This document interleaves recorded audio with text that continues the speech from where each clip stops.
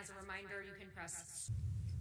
We have decided, NASA unanimously in our decision makers, to move forward with the current Artemis II Orion capsule and heat shield with a modified entry trajectory.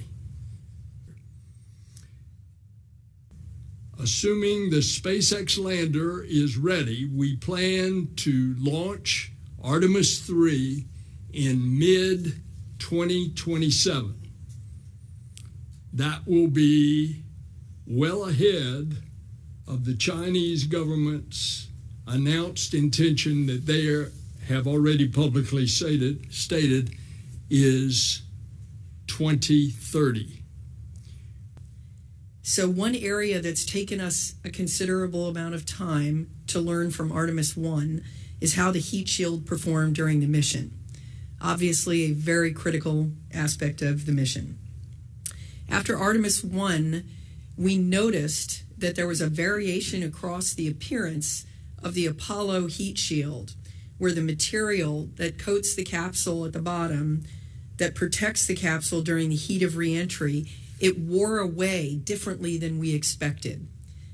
I believe Artemis 2 was about a year slip. We had to understand why that erosion variation in the heat shield occurred to make sure that our astronauts would be safe during Artemis 2. But our campaign of human exploration, science... Our team did identify the correct root cause of the Artemis heat shield issue. They also validated that our test approach would bound the risk that, again, ultimately led to the flight rationale that it was safe to fly. I spoke to Jared Isaacman yesterday and look forward to having a meeting with him, invited him to come. And I'm optimistic about NASA in the future.